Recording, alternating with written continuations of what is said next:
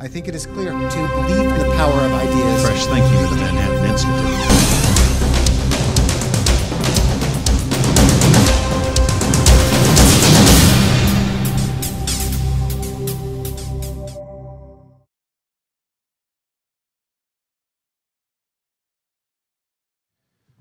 Morning.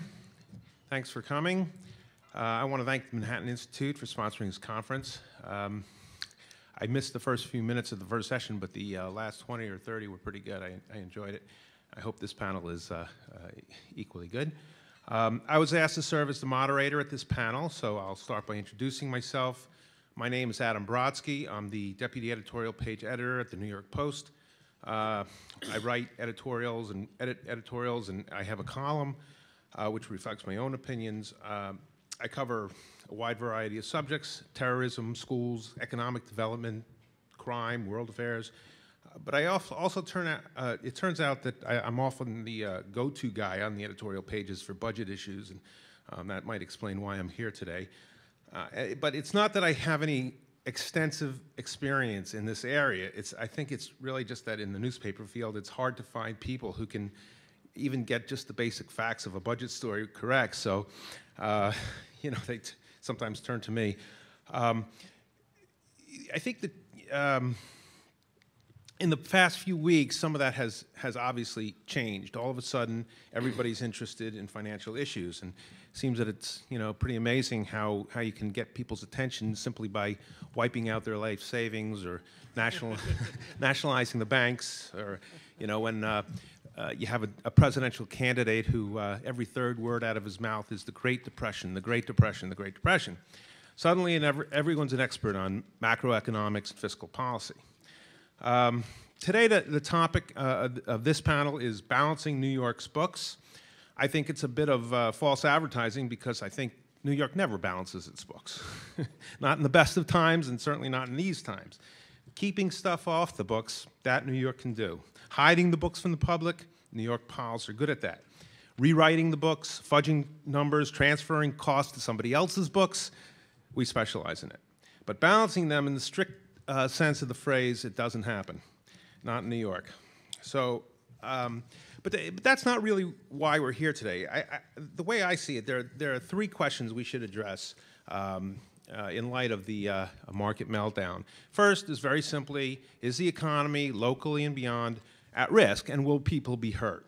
The second is, will government be able to pay its bills without raising taxes, without significant borrowing, and while continuing to provide roughly the same level of services?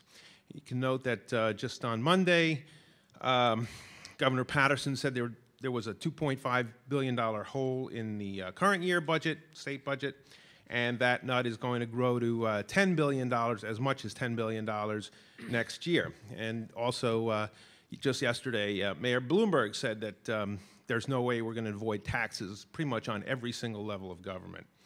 But the third question is really the most important, is can anything be done to mitigate the negative consequences inherent in the first two questions?